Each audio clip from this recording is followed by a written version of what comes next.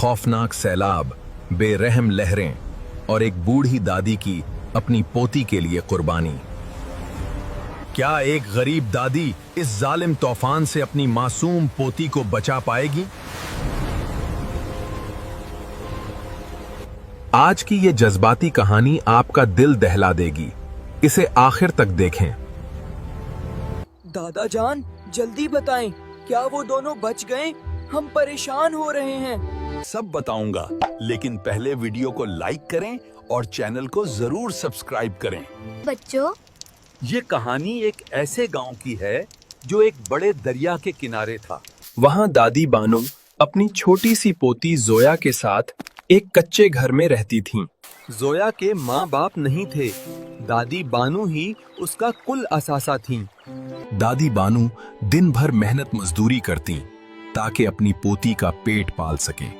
उनकी जिंदगी गरीबी में गुजर रही थी, लेकिन दोनों एक साथ बहुत खुश थीं। फिर एक साल बारिशें शुरू हुए तो रुकने का नाम ही नहीं ले रही थी। मुसलसल कई दिनों तक मौसलाधार बारिश होती रही। आसमान काला पड़ चुका था। दरिया का पानी तेजी से बढ़ने लगा था और लहरें खौफनाक हो गई थीं।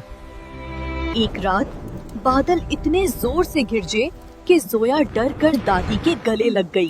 तभी रात के पिछले पहर गांव की मस्जिद से एक खौफनाक ऐलान हुआ। सैलाब आ गया है, पानी गांव में दाखिल हो रहा है, सब जाने बचाएं। ये सुनकर दादी बानू की आंख खुली। उनका दिल जोर से धड़ाने लगा।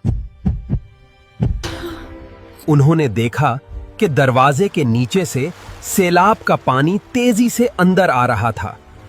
पानी बढ़ रहा था और जोया चारपाई पर बैठी डर के मारे रो रही थी। दादी ने जल्दी से एक छोटी सी गुठड़ी में बची खच्ची सूखी रोटियां बांधी। दादी के पास सोचने का वक्त नहीं था। उन्होंने जोया को गोद में उठा लिया। वो घर से बाहर निकली तो बाहर का मंजर इंतहाई होलनाक था। अंधेरे में सिर्फ पानी नजर आ रहा था और चारों तरफ लोगों की चीखें थीं।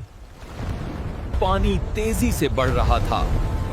अचानक एक जोरदार लहर आई।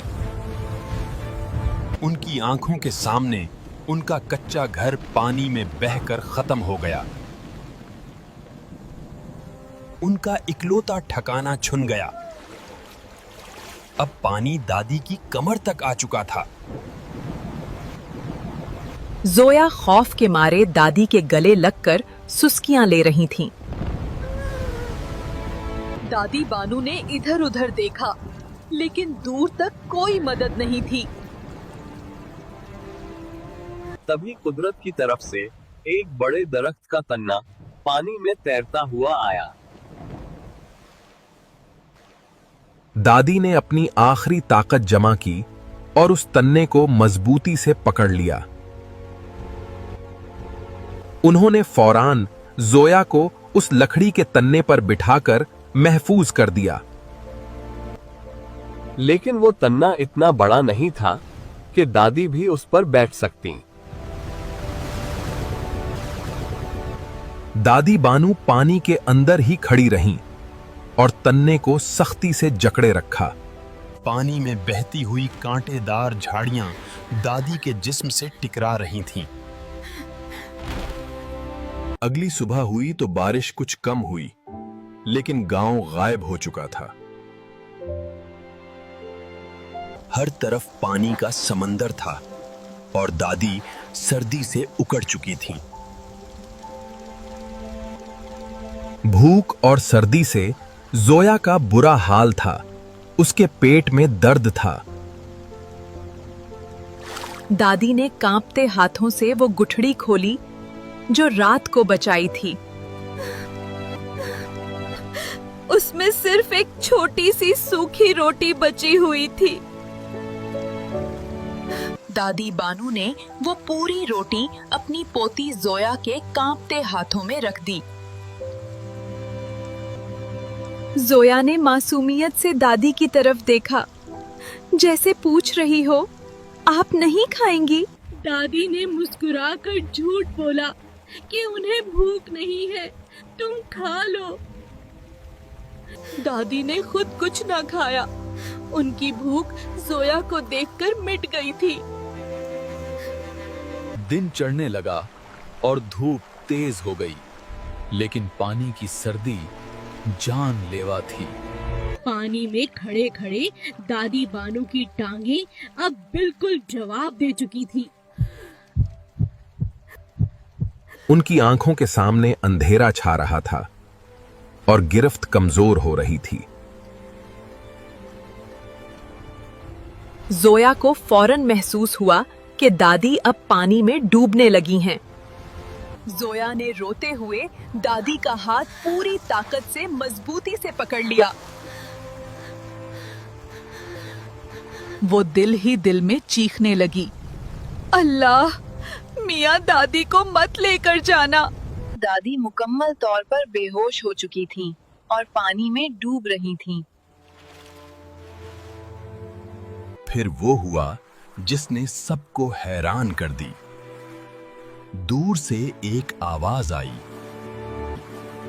वो फौज की एक इमदादी कश्ती थी जो सैलाब में फंसे लोगों को ढूंढ रही थी। एक फौजी जवान ने दूर से लकड़ी के तन्ने पर बैठी जोया को देख लिया। कश्ती तेजी से उनके पास पहुंची तो रेस्क्यू वाले भी ये मंजर देखकर हैरान रह गए। फौजी जवानों ने जल्दी से मासूम जोया को उठाकर कश्ती में बिठाया। उन्हें फौरान तिब्बी इमदाद दी गई और कश्ती एक महफूज उमदादी कैमल की तरफ चल पड़ी। अमदादी कैंप में दादी बानू को फौरान अस्पताल के खेमे में ले जाया गया।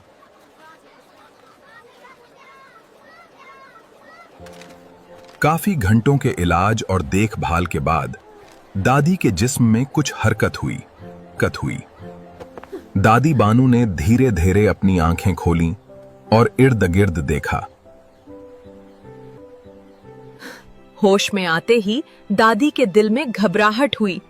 उन्होंने दिल में जोया को पुकारा। तभी जोया खेमे के अंदर भागती हुई आई और दादी के बेड के पास पहुंच गई। जोया दौड़कर दादी के गले लग गई और ज़ारो कतार रोने लगी। दादी की हिम्मत और मोहब्बत की दास्तान सुनकर कैंप में सब लोग रो पड़े। सैलाब ने उनका घर जरूर छीन लिया था, लेकिन दादी की मोहब्बत को नहीं बहा सका। दादा जान ने अपनी आंखें साफ कीं और बच्चों की तरफ मुस्कुरा कर देखा। मुसीबत कितनी ही बड़ी क्यों ना हो, अल्लाह की रहमत और आपनों का प्यार सबसे बड़ा है। दादा जान, दादी बानू कितनी बहादुर थी। इन्होंने अपनी जान की परवाह नहीं की। आज के बाद मैं कभी खाना जाया नहीं करूंगा। इसकी बहुत कदर होती है। जी दादा जान, और हम मुसीबत में हमेशा गरीबों और जरूरतमंदों की मदद करेंगे। और यूं बारिश की वो रात बच्चों के लिए एक बहुत बड़ा सबक बन गई।